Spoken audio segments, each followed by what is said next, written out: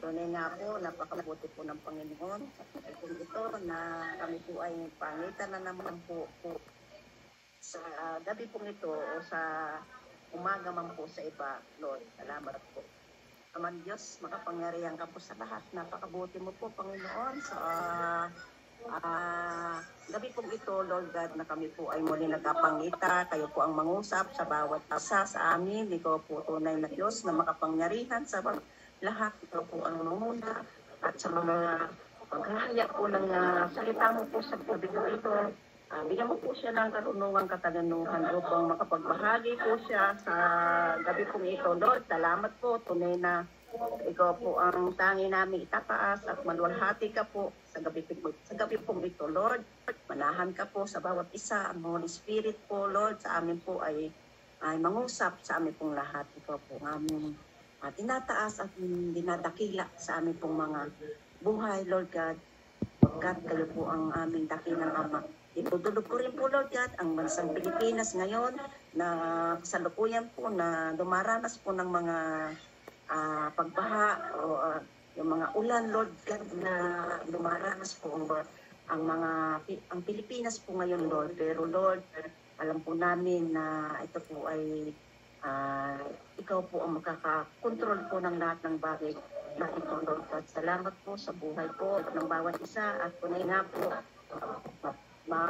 isapuso po namin ang aming pong mapag-aaralan ngayong gabi pong ito, Lord. Salamat po. Ito po aming sinasamot, dinadalangin sa inatatanging pangalan lamang po ng aming Diyos na kapagligtas. Amen and amen.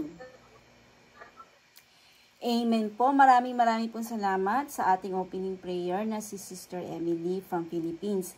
Nakita ko po pumasok ang aming newbie from Dream Team Jesus na si Sister Kay from Virginia rin po yan. Ano po, siya po yung newbies namin sa Dream Team Jesus USA. Hello po Sister Sisi Kay. Ito pong Saturday na ito is Book of Romans po ito. Ano po, 2 chapter na lang po at matatapos na namin ng Book of Romans. Pagkatapos po ng Book of Romans ay baka tumungo kami sa Corinthians po yata, Book of Corinthians po yata. I-update na lang po kita. Yung about po kay Pastor Allen na online worship is, yung po si CK is every first and third week po yun ng Friday ha. Baka pumalito ka sa akin ha. Medyo nakakalito pag bago pa, no? First and third week ng Friday is worship online ng ating Pastor Allen. Kumbaga simbahay po yun, ano po. Pag ito pong Sabado ay ano naman po ito, Book of Romans naman po ito, ano po. Ayan na po, muli po natin babatiin ang mga bagong pasok. Thank you CCK for joining. Hello po kay Sister Rose ng Philippines po, no? Nandito rin po siya, ano po, kapapasok lang.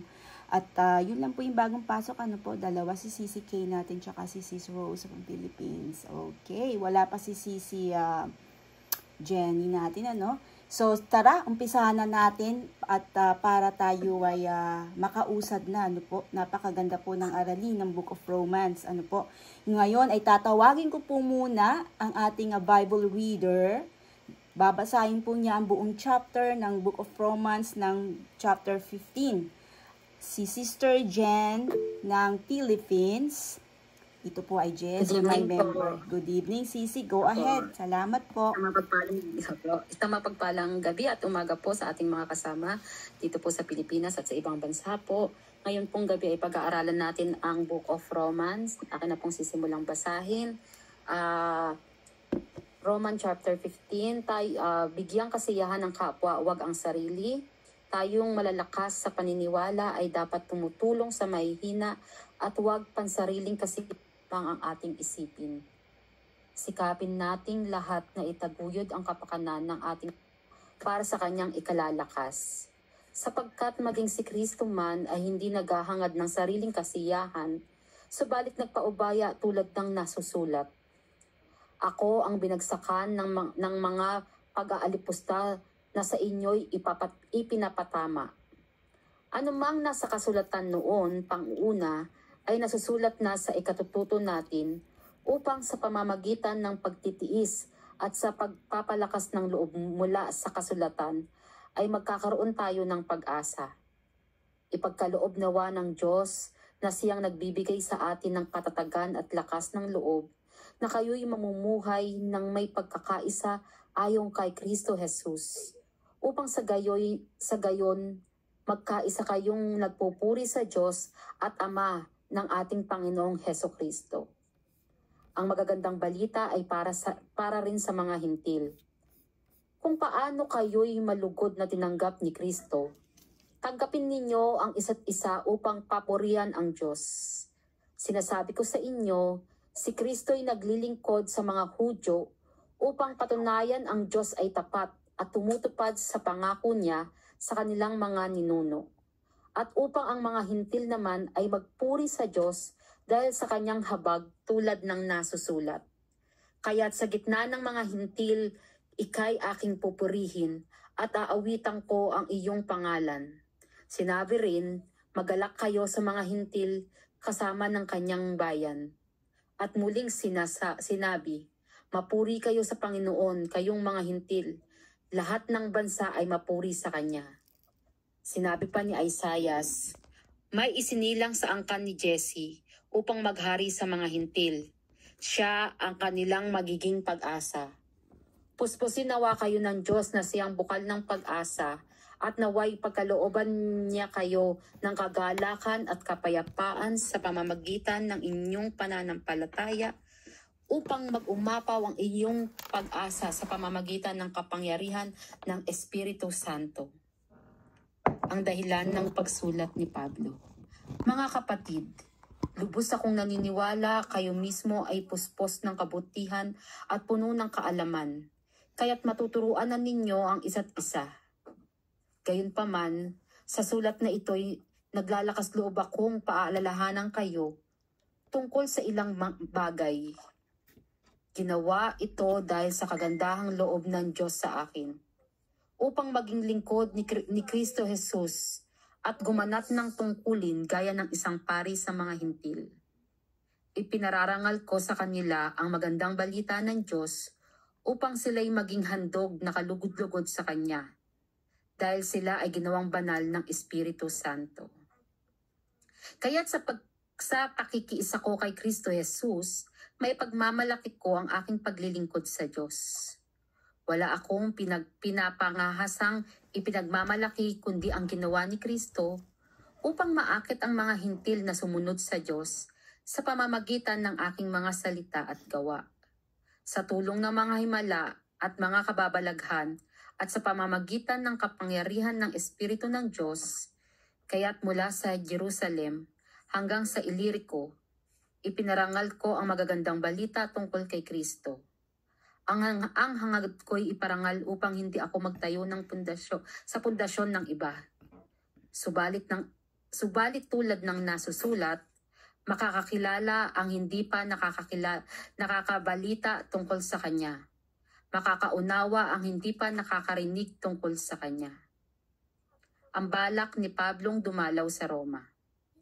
Iyan ang dahilan kung bakit hindi ako matuloy-tuloy sa pagpunta sa inyo. Ngunit, ngayong tapos na ang gawain ko sa lupaing ito, at dahil matagal ko na rin gustong pumunta riyan, inaasahan kong magkikita-kita tayo pagdaan ko rin sa papuntang Espanya. Inaasahan ko rin ako'y tutulungan ninyong makarating doon matapos nating magkasama-samang mga sandaling panahon. Ngunit sa ngayon ay pupunta muna ako sa Jerusalem upang dalhin ang tulong sa mga kapatid roon, sapagkat minamabuti ng mga taga-Makedonya at mga taga-Akaya na magpadala ng tulong para sa mga mahihirap na kapatid sa Jerusalem. Malugod nilang ginawa iyon at talaga namang dapat nilang gawin, dahil ang mga hintil ay nakakibahagi sa pagpapalang espiritual ng mga Hudyo. Marapat lamang na bahagian nila ang mga Hudyo sa pamamagitan ng mga pagpapalang material. Kaya't pagpagabigay ko ng nasabing tulong sa mga kapatid sa Jerusalem, dadaan ako riyan. Pagpunta ko sa Espanya, naniniwala akong pagpunta ko riyan ay taglay ko ang masaganang pagpapala ni Kristo. Mga kapatid, nakikiusap ako sa inyo, alang-alang sa ating Panginoong Hesukristo at sa pag-ibig ng Espiritu. Tulungan ninyo ako sa pamamagitan ng inyong taimtim na pananalangin para sa akin. Idalangin ninyong maligtas ako mula sa mga taga-Judea na ayaw sumampalataya at naway tanggapin ng mga kapatid sa Jerusalem ang paglilingkod ko para sa kanila.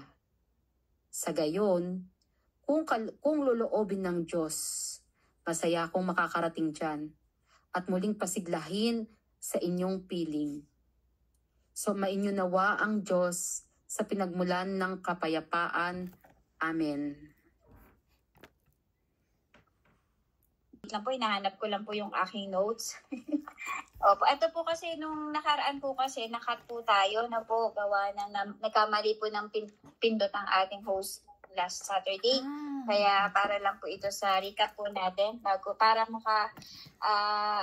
relate po tayo na po sa ating magiging topic this week. Ito po, wait lang po. So ito nga po yun ang sinasabi na po. Lang po Sana ba ako? Amen. So last, wait lang po, kanto lang po. Romans, ano nga po tayo last week ni? Romans chapter 14. Sorry, 14. 14. Opo. Puntahan ko lang po si Romans para tayo po ayan. So ang naging topic nga po dito, no po, recap lang po ito, no?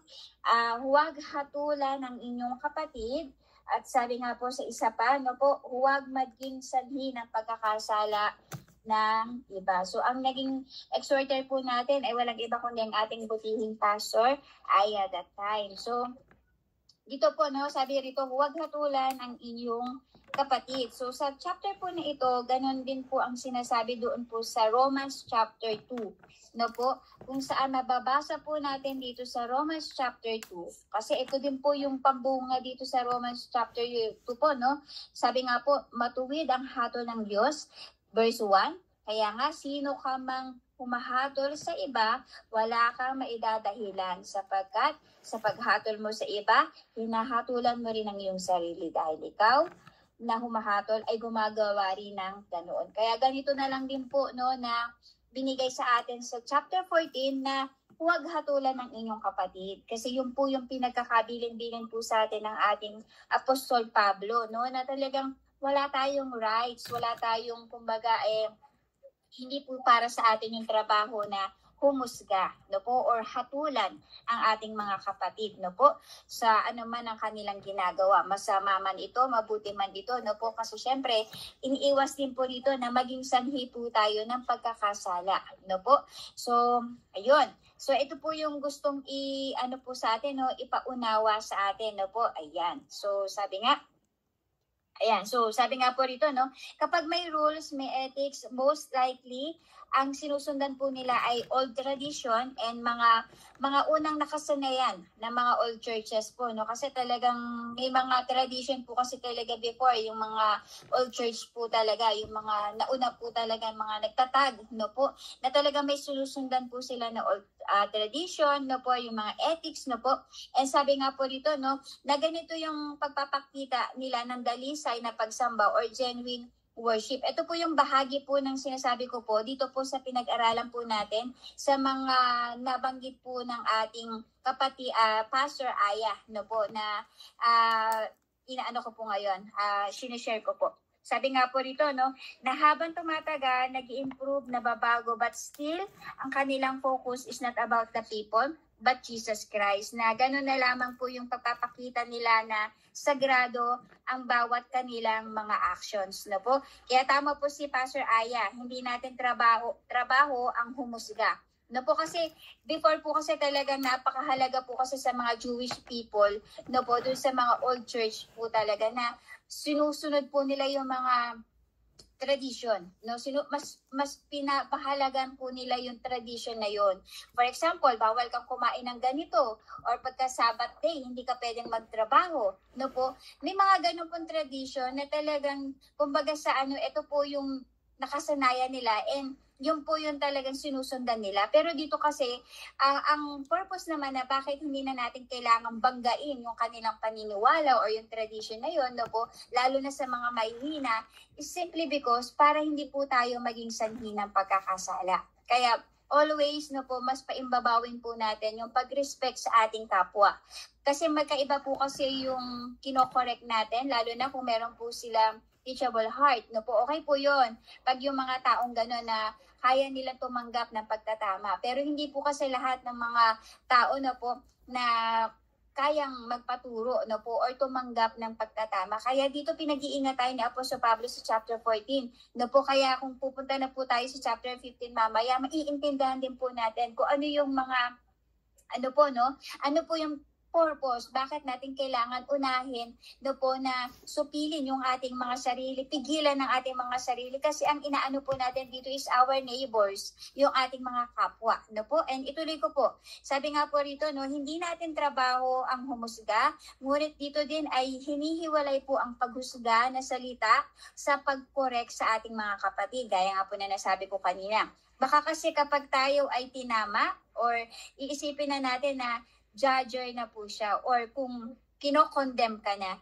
Eh sabi nga po rito, no, and mahalaga din po ang sabi nga po yung receiver, no po, yung receiver yung tumatanggap ng pagtatama. Yung halimbawa ako, nagkamali ako, may hindi okay, no, hindi ayon sa kumbaga sa pamantayan, no po. May mga ganun kasi na ako bilang receiver, baka mamaya ma-misinterpret ko. No, so minsan iisipin din po natin yung timing. No, napakahalaga din po kasi yung strategy, timing, no po, kung kailan natin i-approach yung tao na yon. Kaya minsan talagang napakahalaga din po na yung pagkakaroon natin ng makikiramdam tayo. Pagka maiisip natin na ito na yung panahon, kasi kinukonvict na sa'yo ni Holy Spirit na binibigyan ka na niya ng go signal, sige, i-go natin. Pero hanggat walang conviction, hanggat wala talaga yung timing na yon, huwag natin ipupush kasi baka mamaya maging sanhi tayo, no, ng kanilang pagkatisod. So ituloy ko po, no, sabi nga po, no, ang mahalaga din po ang receiver o taong tumatanggap na dapat malinis din po ang ating mga puso. Nang sa ganun, hindi mo, sabi nga po rito, no, hindi mo kumbaga lalasunin yung sarili mong espiritual. Kasi kapag hindi tama yung puso natin, tayo mga receiver, no po, talagang minsan kinorek ka lang, inisip mo na ay hinusgahan ako ng taong to. May ganun po, no? Nangyayari po yan. Kaya dito iniiwas po dito na kailangan timing, kailangan maayos ang puso ng kapwa natin, no po, and at the same time, kakapain talaga natin ano ba yung sitwasyon ng kapatiran natin. Baka mamaya kasi emotional siya, tapos biglang kinorek mo siya, o biglang nireal talk natin sila. Ang dating sa kanila, offensive. Kaya minsan, kailangan talaga nagkakaroon talaga tayo ng pagkakaroon ng, ang tawag dito, yung kumbaga, makarelate tayo sa kanilang sitwasyon. Kaya yun po, no?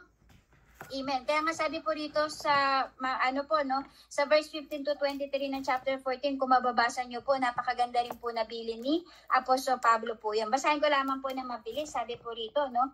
Verse 15 ng chapter 14, sabi po rito, no? Kaya kung dahil sa kinakain mo ay natitisod ang iyong kapatid, ito po yung kinakain po natin, ha? Hindi na ayon sa pag-ibig ang ginagawa mo. Huwag mong ipahamak ang taong tinubos ng kamatayan ni Kristo dahil sa iyong kinakain. So, ibig sabihin, kapag ikaw ay kumakain ka, alam mo na pinagbabawal yun, alam mo na yung kapatid mo natitisod na doon, it's about you, no, na magkaroon ka na ng pagkontrol, pagtigil, magpaproseso ka, na hanggang sa unti-unti mawawala na sa sistema mo yung kinakain mo, na alam mo sa sarili mo na hindi tama, no po. Ito po ay usaping spiritual, hindi po ito sa usaping pagkain, no, kasi sabi nga po, wala nang pagkain marumi na, ang tawag dito, sabi nga, nilinis na kasi ng Panginoong Diyos yung mga pagkain, no po, yung mga anumang uri ng pagkain. Ang nagpaparumi na lang po sa tao yung mga pumapasok o yung mga sinasabi po natin. Doon na po tayo nagkakasala. Pero so usapin po dito talagang spiritual po ito, no? Ayan. And tuloy ko po, sabi nga po rito, no? Pag-ingatan mong ang inaakala mong mabuti ay huwag masamain ng iba.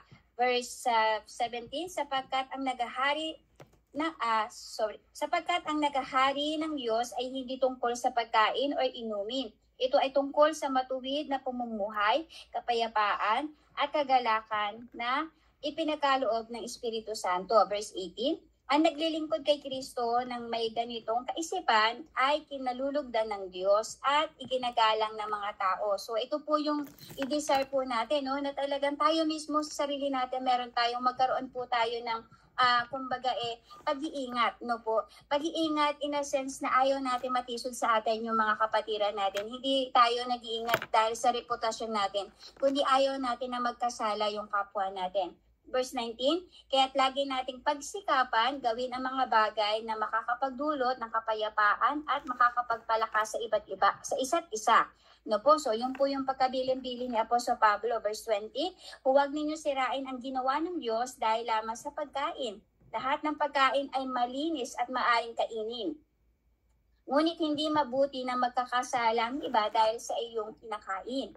No po, mabuti ang huwag nang kumain ng karne o uminom ng alak o gumawa ng anumang magiging sanhi ng pagkakasala ng iyong kapatid. So dito po papasok na yung mga iba't ibang mga beliefs natin, no po, kasi yung ibang mga kumbaga lalo na pag mga weak pa yung kanilang paniniwala at pananampalataya, minsan nagkakaroon sila ng question, no po. So maigi na mag-ingat po tayo, no, na talagang i-control, i-lesson natin hanggang sa mawala na talaga yung ganong gawin po natin. Sa ganun talagang hindi na magkaroon ng confusion din si kapwa sa atin, no po. And sabi nga po rito, no, verse 21, mabuti ang huwag ng kumain ng karne o uminom ng alak o gumawa ng anumang magiging sanhi na pagkakasala ng iyong kapatid. Verse 22, ikaw at ang Diyos lamang ang dapat 23.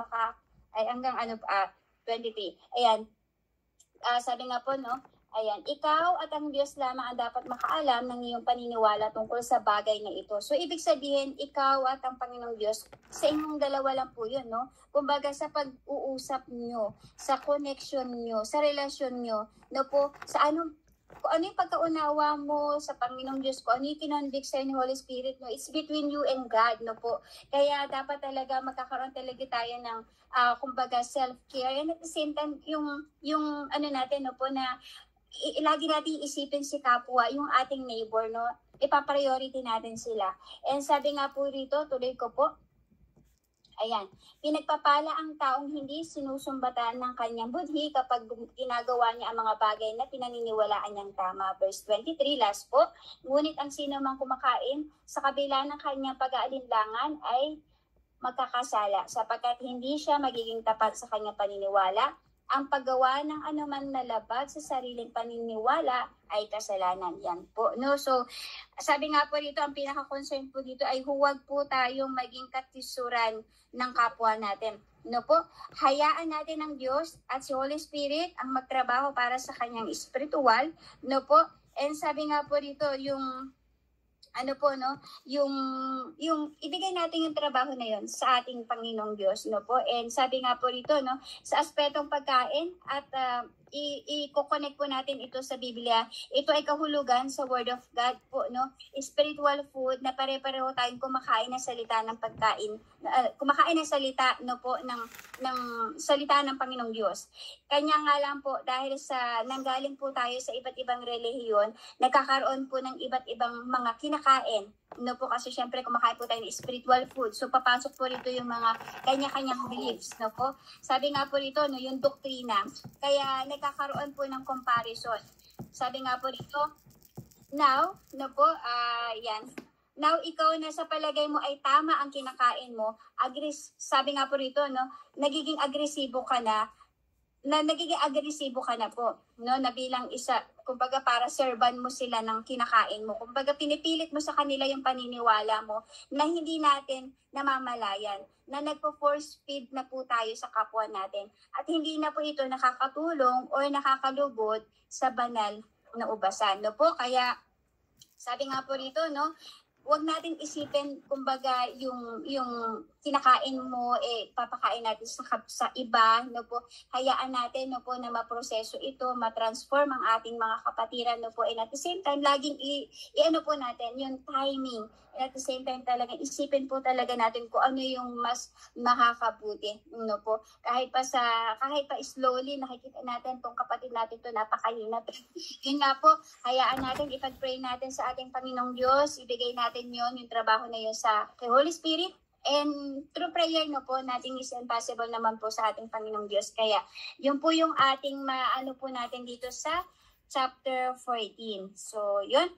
Amen po. To God be all the glory, no po. Ayan. So, pwede na po tayong pumunta sa chapter 15 at mas maging matawak pa po ang ating pag-aaral. Amen po. Thank you so much po, Sister Rose, no po, sa pagkakatakel ng chapter 14 last week, ano po.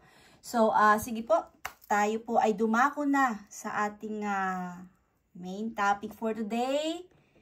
I'm gonna call Sister Eileen from Philippines. Sister Eileen, if you can open your camera. Oh, thank you so much. Hi. That's my girl. Hello po sa lahat. Good morning. Yes. Good evening po dito sa Pilipinas. Good morning sa ibang bansa po. Mag-off cam na po ako Sisi, can you open your camera? It's okay. Hindi ka pwede mag-on cam, Sisi. Nahiya ka. Daan-daan po kasi si partner ko sa likod. Okay. Sige. Okay, sige. Okay po, umpisahan ko po good evening po, good morning ulit po. Umpisahan ko po sa manalangin po muna tayo, no po.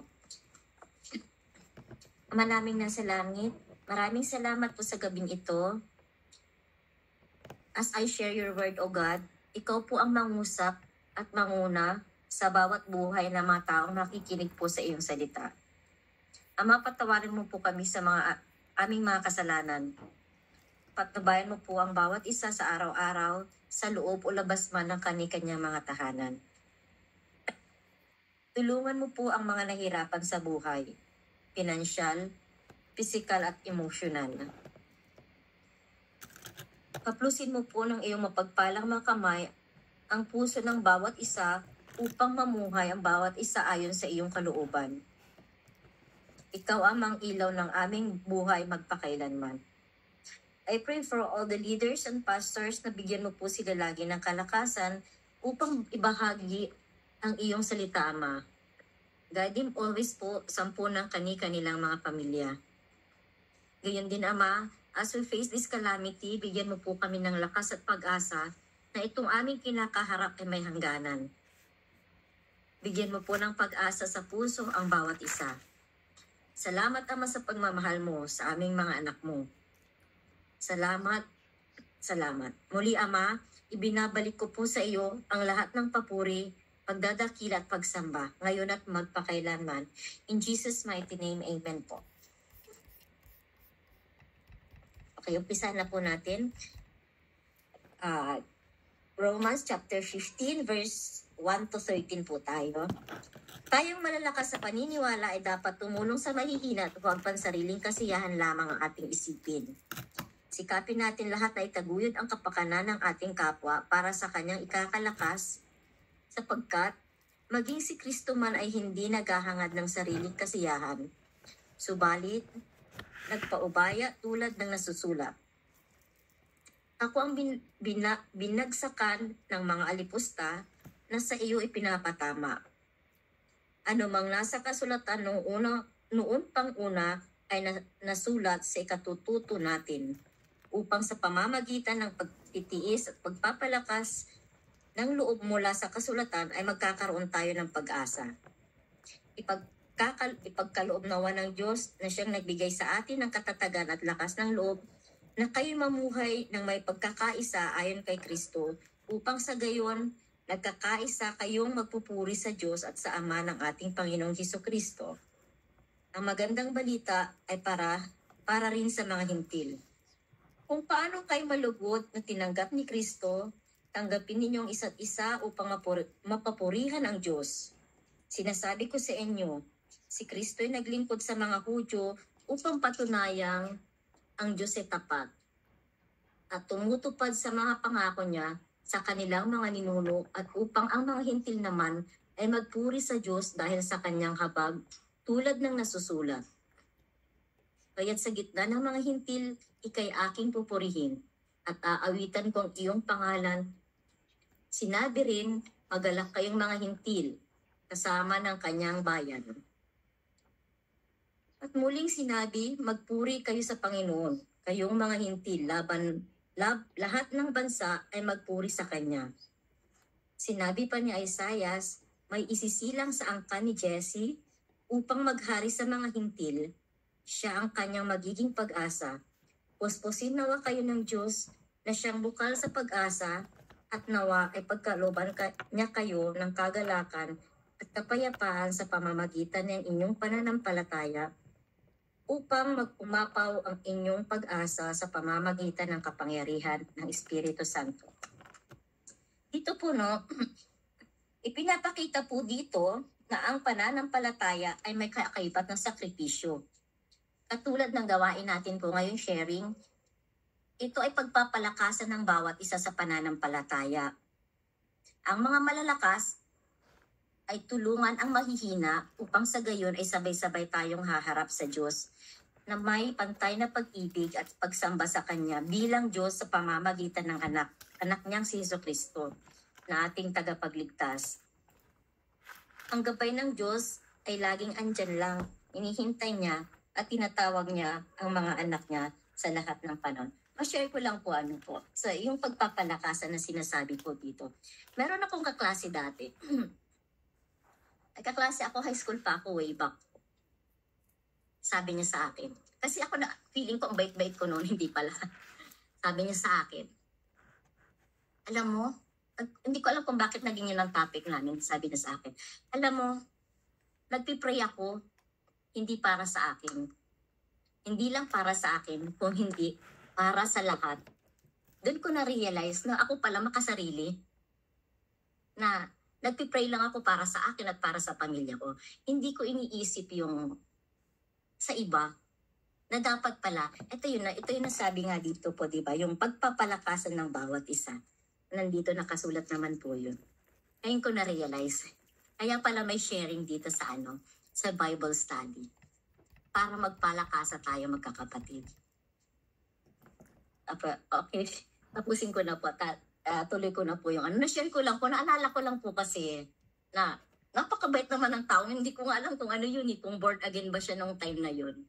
Basta yun lang talaga naalala ko na hanggang ngayon, hindi niya na-realize na she touched my heart kasi babae po siya. Hanggang ngayon tumatak sa akin yun, na aral sa akin yun. Minsan naisip ko nakakakilala tayo ng tao na hindi lang nakikilala. May purpose siya sa buhay natin. Yung word na yun lang, napakaikli nun para buong buhay ko maalala ko. Buong buhay ko, i-apply ko din sa buhay ko. Tapos, ituloy na po natin. Tapusin ko na po yung share ko. Ituloy na po natin. Okay. Ito, sa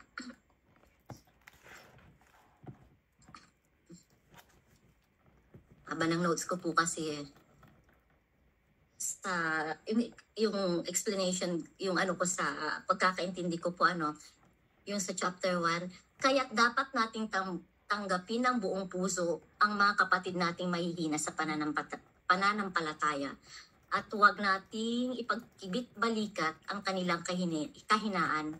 Hindi dapat sa sarili natin ang isipin kundi ang ikabubuti ng iba. Di ba nga po? Yung iba kasi nag-wish sila ng ng ikapapahamak ng kapwa nila kasi galit sila. Hindi dapat natin suklian ng kasamaan. Yung kasamaan nila, dapat mabuti pa rin tayo para maging good example tayo sa kanila, di po ba? And ang bawat isa sa atin ay dapat maging kalugod-lugod sa kanyang kapwa para sa kanyang ikakabuti at ikakaayos. Sapagkat si Kristo man ay hindi nagpakalugod sa kanyang sarili, kundi gaya ng nasusulat, ang mga pag-alipusta ng mga sa iyo'y umalipusta ay nahulog sa akin, sabi ni Kristo po. sapagkat ang lahat ng mga bagay na nangasulat ng una ay mga nangasulat dahil sa ating ikatututo. Nakasulat po yun para tayo matuto, di po ba? Upang sa pamamagitan ng pagtitiis at sa pamamagitan ng pag-aliw ng mga kasulatan ay magkakaroon tayo ng pag-asa. O may pag-asa sa ano? Diba, may pag-asa po sa salita ng Diyos. Ang salita ng Diyos is makakapagsalba din sa atin kung i-apply natin sa buhay natin. Ang ating kabutihan naman, di ba po, being good is not enough para masalbang ating kaluluwa, di ba po? Pero sabi ko sa akin ganang akin lang, sabi ko nga po, no matter how bad yung mga nakakasalamuhan natin, gumawa pa rin tayo ng mabuti para sa kanila. Magpatuloy po tayo. Ngayon, ang Diyos ng pagtitiis at pagpapalakas ng loob, nawa ang magbigay sa atin ng pagkakaisa ayon kay Kristo Jesus, upang tayong lahat ay makapagpuri na may isang pagkakaisa sa pamamagitan ng bibig ng Diyos at ng Ama ng ating Panginoong Hesukristo. Kaya nga, tanggapin natin ang isa't isa, gaya naman ni Kristo na tumanggap sa atin upang ang Diyos ay maparangalan. Magpatuloy po tayo. Romans chapter 15 verse 14 to 33. Ang dahilan sa pagsulat ni Pablo. Mga kapatid, lubos akong naniniwalang kayo mismo ay puspos ng kabutihan at puno ng kaalaman, kaya't matuturuan na ninyo ang isa't isa. Gayunman, sa sulat na ito'y naglakas loob akong paalalahanan kayo tungkol sa ilang bagay. Ginawa ko ito dahil sa kagandahang loob ng Diyos sa akin, upang maging lingkod ni Kristo Jesus at gumanap ng tungkulin gaya ng isang pare sa mga hintil. Ipinapangaral ko sa kanila ang magandang balita ng Diyos upang sila'y maging handog ng kalugod-lugod dahil sila ay ginawang banal ng Espiritu Santo. Kaya't sa pakikisa kay Kristo Jesus, may pagmamalaki ko ang aking paglilingkod sa Diyos. Wala akong pinapangahasaang ipagmalaki kundi ang ginawa ni Kristo upang maakit ang mga hintil sa sumunod sa Diyos sa pamamagitan ng aking salita at gawa, sa tulong ng mga himala at mga kababalaghan sa pamamagitan ng kapangyarihan ng Espiritu ng Diyos. Kaya mula sa Jerusalem hanggang sa Ilirico, ipinapangaral ko ang magandang balita tungkol kay Kristo. Ang hangad ko'y ipangaral ito sa mga lugar na hindi pa nakikilala si Kristo upang hindi ako magtayo ng pundasyon ng iba. Subalit tulad ng nasusulat, makakakilala ang hindi nakakabalita tungkol sa Kanya. Makakaunawa ang hindi makakarinig tungkol sa Kanya. Ang balak ni Pablong dumalaw sa Roma. Iyan ang dahilan kung bakit hindi ako matuloy-tuloy sa pagpunta sa inyo. Ngunit ngayong tapos na ang gawain ko sa lupaing ito, dahil matagal ko na rin gustong pumunta riyan, inaasahan kong magkita-kita tayo pagdaan ko riyan papuntang Espanya. Inaasahan ko ring ako'y tutulungan ninyong makarating doon matapos nating magkasama-sama ng sandaling panahon. Ngunit, sa ngayon ay pupunta muna ako sa Jerusalem upang dalhin ang tulong sa mga kapatid roon, sapagkat minabuti ng mga taga-Macedonia at taga-Akaya na magpadala ng tulong para sa mahihirap na kapatid sa Jerusalem. Malugod nilang ginawa iyon at talaga namang dapat nilang gawin dahil ang mga hintil ay nakabahagi sa mga pagpapalang espiritual ng mga Hudyo. Marapat lamang na bahaginan nila ang mga Hudyo sa pamamagitan ng mga pagpapalang material.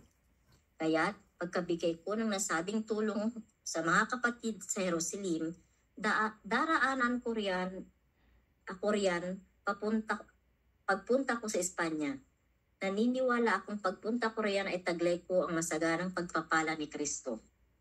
Mga kapatid, nakikiusap ako sa inyo alang-alang sa ating Panginoong Kristo Jesus at sa pag-ibig ng Espiritu, tulungan ninyo ako sa pamamagitan ng inyong taimtim na panalangin para sa akin. Dalangin ninyong maligtas ako mula sa taga-Judea na ayaw sumampalataya at naway tanggapin ng mga kapatid sa Jerusalem ang paglilingkod ko para sa kanila. Sa gayon, kung loobin ng Diyos, masaya akong makakarating dyan at muli pasiglahin ang inyong piling sa inyong piling. Sumainyo nawa ang Diyos na pinagmumulan ng kapayapaan. Amen. Andyan pa po ba kayo? Amen, amen. Yes, we are still here, Sister Eileen. Thank you so much. Sa isa namang... Meron pa po, may ano pa po tayo. Meron pa ba? May karugtong pa po yun. Ano po, opo. Okay, I Meron pa thought po. you're done. Medyo mahaba po ito. Sure, akala namin tapos ka na. Take your time, sis Ay. Opo, Okay po, sige po. Gamit lahat, opo.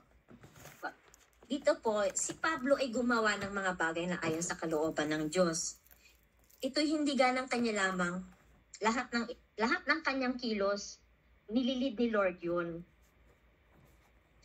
Pinapakita rin dito ang paghayag ng salita ng Diyos sa mga hintil sa pamamagitan ni Kristo Jesus upang ibalik ang kanilang mga pananampalataya. In-acknowledge din ni Pablo ang kabutihan, karunungan, at ang abilidad sa pagpapalakasan ng bawat isa. Di ba po? Napaka-powerful po ng pagpapalakasan pala. Tapos ako, nananahimik lang ako every sharing na hindi ko nare-realize na dito pala ako lalakas. Bakit ako nananahimik every my sharing? Pinaliwanag din dito na yung mithiin niyang bumisita sa mga Romano upang ihatid ang mga tulong pinansyal para sa mga mahihirap. Siya rin ay humiling ng panalangin para sa proteksyon para sa unbelievers sa Judea upang tanggapin ang kanyang handog sa mga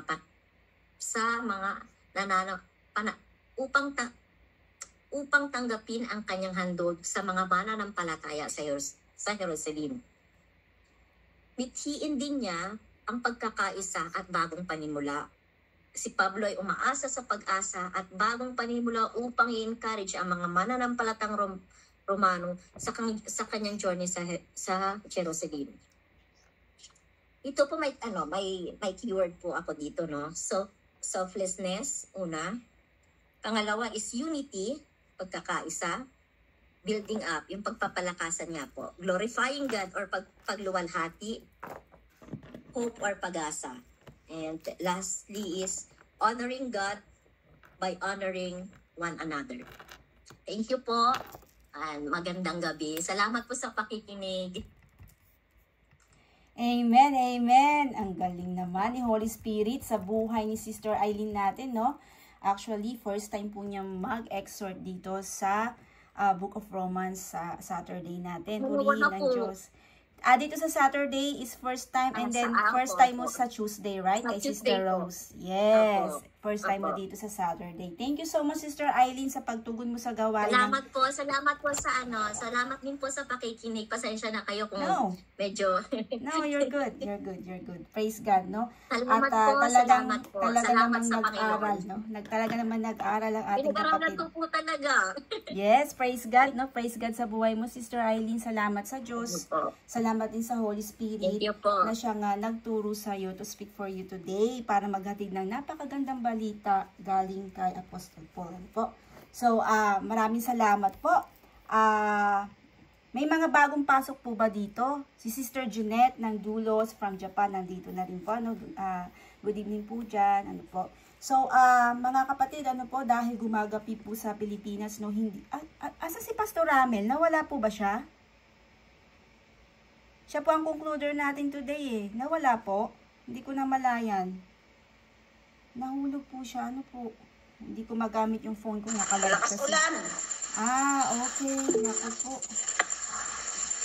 It's Sis Lily. Okay. Hello, Sweet Lily. Chan, hello po. So, mga kapatid, malakas pa lang ulan kila Chang. Ano po? Naririnig nga po namin ngayon, Chang. Malakas pang inyong ulan dyan. Ano po, ingat po kayo dyan. Nawala po ang ating concluder. Dapat tatawagin ko na po si Pastor Ramel kasi para makapagpahinga siya. Kanina pa po ba siya nawala? Hindi ko po napansin, ano? Hindi po kasi ako nakatingin sa phone ko. Naka-live, naka-ano po kasi recording. So, mga kapatid, ngayon natapos na po ang ating speaker na si Sister Eileen, mga kapatid. Ano po? Wala rin po si Sister Ana. Ano po? Dito pala. Okay. Sister Ana po, nandito po, no? So, wala pong magko-conclude. Sino pa magko-conclude ng chapter 15? Ano po? Si Pastor Ramel po kasi ang naatasan. Nawala po siya. Naman po. Pasensya na po. Wala. Siguro malakas nga ulan, ano? Nawala siya, hindi ko alam. Kaya ba siya Kasi wala? oo. Okay. Hindi ko rin napansin. Kakarating ko lang ng bahay. Malakas Okay. po ang ulan, mga kapatid. Yes. Okay po sa mga taga-Pilipinas. Pag-pray po natin yung mga kapatid natin sa Pilipinas at continuous prayer lang po dyan. Pag-iingatan po tayo ng Panginoon. Ayan po. So, Romans 15. Salamat, Sister Eileen. No, napakaikli pero ang laman. Tsaka nakakagulat yung unang narinig ko siya at yung ngayon. Ibang-iba, no? Ibang-iba yung, lalo na yung pagka-deliver. Ang galing-galing naman ng sister natin. Ang galing ni Lord sa buhay mo. Thank you. Pagpatuloy po natin. So, actually, pawala-wala ako kasi nagda-drive kami pa uwi. Nakikinig ako. Kaya medyo naputol-putol din pati kay Sister Rose. Ano. Pero this Romans 15 po, pinapalooban po siya ng living in unity, di ba? Serving in love, tsaka yung glorifying God together, no? So, si Paul, meron siyang message sa mga Kristiyano, yung message of Christian maturity. Ayun po, no? So, ang una po nating makita talaga dito is yung malalakas. Tayong malalakas o yung mga malalakas na sa pananampalataya should help the weak. Okay? So, the strong should help the weak. Na si Paul, isang panawagan ito sa mga mature believers na dun sa mga failing ng mga weak, na hindi siya maging selfishly, no? Yung totoong pagmamahal sa Panginoong Hesukristo means na siya putting others first, tapos and seeking their God, their good, yung maganda sa niya, sa kanya, no? Then lahat po tayo sana yung magkaroon tayo ng yun nga itong binanggit sa verse 2, let each of us please his neighbor for his good, to build him up. Amen po. So, natin dito, makikita natin dito sa nabasa ng yung unity po in the church. Okay, o tayo, kahit hindi po tayo isang church, is body of Christ po tayo, yung unity po natin, nanggagaling po yan when we act. Okay po, nanggagaling po yan when we act selflessly.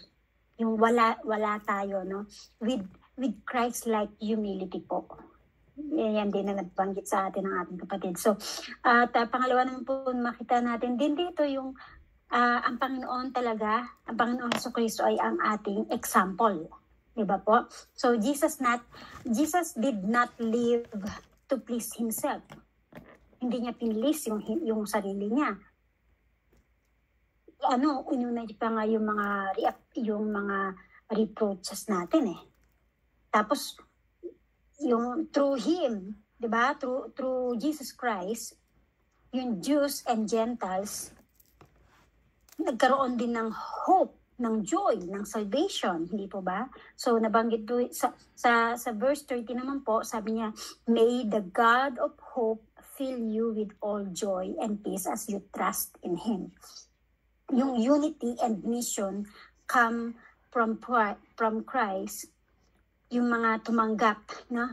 Who accepts all Kasi nga sabi ko, Jew and Gentile, strong and weak sa ating pamilya. Amen po. So, tinatanggap po natin yan, sila po, no? Tinatanggap po natin ang mga Gentile and Jews na tayong mga nandito na sa pananampalataya na ito. Amen po. And pagbago po yung ating kapatiran, talaga pong kailangan nating pangalagaan, lagi nating kamustahin, lagi po nating alalayan, di ba po? So, talagang tayo, at wala po tayong kikilanlin, na wala po yung barrier dapat, porkit po may papasok sa atin na ang tawag dito is talagang makasalanan, baka nakakatakot, hindi na po natin iisipin yun. Ang gagawin po natin ay ang pinapagawa ng Panginoon sa atin. Amen po. So, makita rin din natin dito sa chapter 15, yung mission ni Paul, yung heart niya para sa gospel po, no? Kasi sinare dito ni Paul, yung desire niya to preach where Christ has not yet been named. Hindi pa nakikilala, hindi pa napapangalanan si Panginoon natin doon sa lugar na yun, Yung ministry niya is not about yung fame o hindi tawag na parang para makilala siya, but faithfulness to the gospel po talaga ang pinakita sa atin, ang shinare sa atin ni Apostle Paul dito, no? So tayo mga believers, we are not here not only to build each other up po, no? Hindi lang tayo para sa isa't isa na mag-build each other, but i-carry din po natin yung gospel forward. Amen po. Hindi po tayo dito basta-basta parang nandito tayo sa lugar na to para magkaroon ako ng maraming kaibigan, para meron po may encourage ako o kaya para may mag-encourage sa akin. Hindi lang po, hindi hanggang doon. Kailangan talaga natin i-carry natin o ibuhati natin ang gospel forward natin sa lahat ng mga tao. Lalo na doon sa mga taong hindi naaabot. Mga unforgotten, yung mga forgotten, sorry. Tapos yung mga sa mga lugar, alam natin na wala silang church doon. Okay. Yan, sa online, alam niyo po dito sa online, nagulat nga ako na ang dami pala na naghahanap sa online na gustong magkaroon ng church, naghahanap sila ng church, naghahanap sila ng Bible studies, di ba? So, gamitin natin yung mga paraan na pwede natin gamitin to reach out para maipangalat ang gospel of God. Ang gospel o sino ba ang gospel? Ang Panginoong Hesukristo. Malayo kahit saan pang lugar, lalo na yung mga the forgotten na tinatawag, na ang akala nila nag-iisa na sila, lalo na yung mga nasa street, nasa lubong natin sa street, nakaupo na lang, wala nang pumapansin na tao, o yung mga taong nananahimik na sa mga bahay nila. Pag may kilala po tayong ganun, i-reach out po natin. Amen po. And makita din po natin yung sinabi dito sa pinakahuling 30-33, yung prayer, yung partnership and encouragement. Si Paul po, in-end niya or tinapos niya tong chapter na to by asking for prayers and partnership in ministry. Amen po.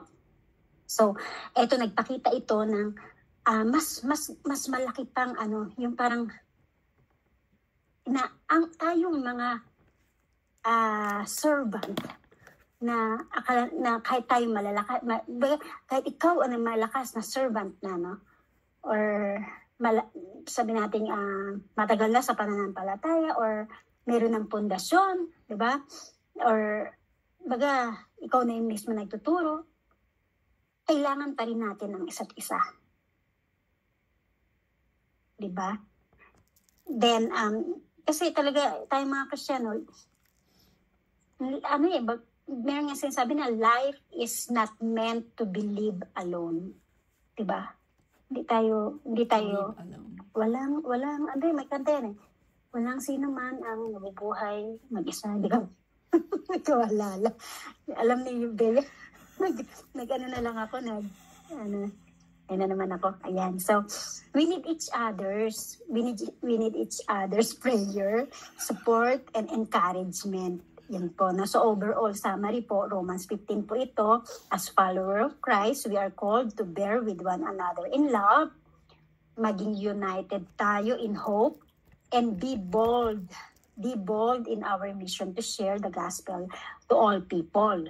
Diba po? At mag-i-rely po, umasa po tayo, i-rely po natin yung sa joy, sa peace, and yung kalakasan na ibinibigay sa atin ng ating Panginoon. Amen po. So, back na po sa iyo, host.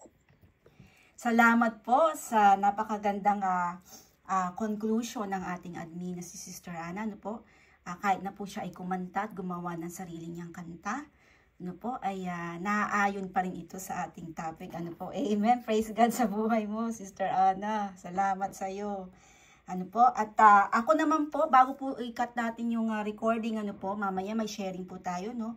Ang maibibigay ko lang po sa inyong application bilang host sa inyo for today ay dito sa chapter 15 natin ng verse 2. Ang sabi po dito, we should help others do what is right. Build them up in the Lord. Ayan, nabanggit na rin po ito kanina, no? Ito lang po yung maibibigay kong application para sa ating lahat po ito, no? At ang sabi dito, ito daw po anong ibig sabihin nito? The knowledge of the scriptures ay naapektuhan daw po nito ang ating mga attitude toward the present and the future. Ano po?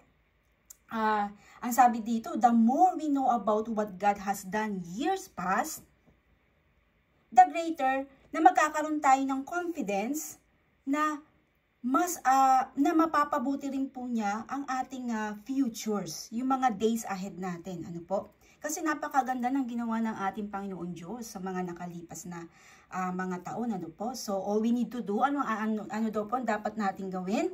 We need to diligently read our Bibles, no? So, we may have confidence that God's will is best for us. Ang sabi nga po sa 2 Timothy chapter 3 verse 16, no? Ang sabi po dito, no? All scripture is inspired by God and is useful to teach us what is true and to make us realize what is wrong in our lives. It corrects us when we are wrong and teaches us to do what is right. So, ibig sabihin po, no, ang Bible daw po ito daw po ay hindi isa lamang na collection, no, ng mga istorya. Ano po? Hindi rin daw po ito fables, hindi rin daw po ito myth or merely human ideas patungkol sa ating Panginoon. At hindi rin daw po ito libro ng tao, no po, yung galing sa tao, no po. Ito daw po ay galing sa Holy Spirit. God revealed His person and plan to certain believers, no, who wrote down His message for His people. At yan ay makikita rin natin sa 2 Peter chapter 1 verses 20 hanggang 21. Ano po? Pwede nyo po yan i-write down. Ano po? Tingnan nyo na lang po mamaya. At ang sabi dito, this process is known as inspiration daw po. No? The writers wrote from their own personal, historical, and cultural context. Although sabi dito, they use their own minds, no? Mga talents nila, mga lengguwahe nila noong panahon, and style, no? They wrote what God wanted them to write. So, ibig sabihin talaga, ito ay galing sa Panginoon, itong scripture na to. At mapagkakatiwalaan daw natin completely, no? Scripture is completely trustworthy. Bakit? Kasi ang Diyos ang may control ng lahat, no, of its own writing, of its own writing. Its words are entirely authoritative for our faith and life, no. Kaya nga po sabi dito, the Bible is God-breathed. Read it Ayan, no, madiin, no, sinabi dito, read it and use its teachings to guide your conduct. So, yung po mga katuruan ni Apostol Paul dito ay para po talaga ito sa atin na mga mananampalataya kung paano natin mailalakad ang ang katuruan ng ating Panginoon. So, maraming salamat po at yan lang po ang maya ibibigay kong application para sa ating lahat. Ano po, at marami pa pong mga supporting verses na makukuha ninyo dyan. Ano po. So, bago ko po ikat ang ating recording, tatawagin ko po ang ating volunteer na lang po for closing prayer. Ano po, and then sharing na po tayo. You can share anything na meron kayo dyan na naitatabing insights, ano po, and words of encouragement, ano po. So, sa closing prayer po, magtatawag po ako na magbo-volunteer, no po. Kanina po si Sister Emily, no po, si Chang Emily.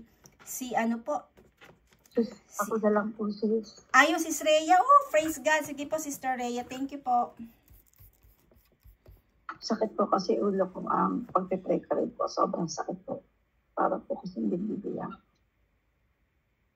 Lord Father, God in heaven, maraming salamat po sa gabi ito. Na muli po kami natapipin-tipon, Panginoon po.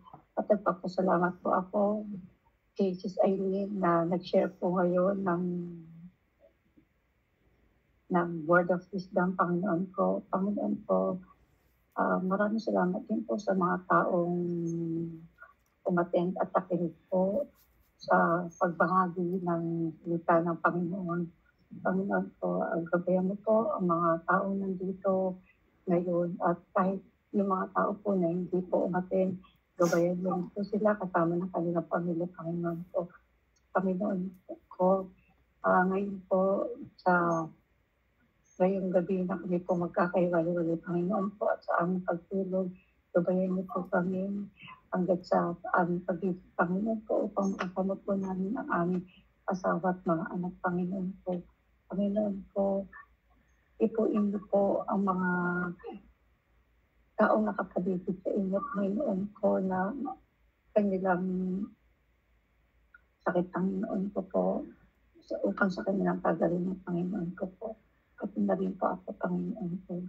Panginoon, inaali ko po ang puso ng buong buo, Panginoon ko, at kayong pinagkakatiwalaan ng buong puso, Panginoon. Panginoon ko, sana po sa aming pakikinig ng salita ng Diyos ay lubos po sana namin na unawaan at naisa po sa ito, Panginoon ko. Maraming salamat po, Panginoon, sa lahat ng biyaya at pinagkaloob niyo sa amin. Sa araw-araw na kami po ay iyong pong ginagabayan sa lahat ng oras upang nailayo po kami at ang aming pamilya sa kapahamakan at disgrasya, Panginoon ko.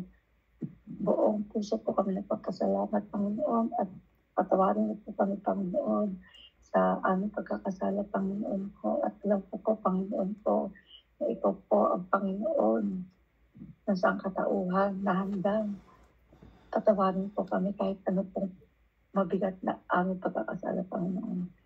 Panginoon, bigyan niyo po kami ng kalakasan araw-araw, Panginoon, upang sa aming pagtatrabaho, Panginoon, pati na rin po ang aming asawa, ang aming mga anak na papasok sa eskwelahan at aming mga asawa ng pagtatrabaho para sa kanilang pamilya, Panginoon. Ilayo mo po sila sa kapahamakan, Panginoon. Nagpapasalamat po ako, Panginoon, ngayong gabi ng sa lahat ng ibigay mo sa amin. In Jesus' name we pray. Amen and amen. Amen. Amen. Amen. All the glory. Salamat po. Amen. Thank you.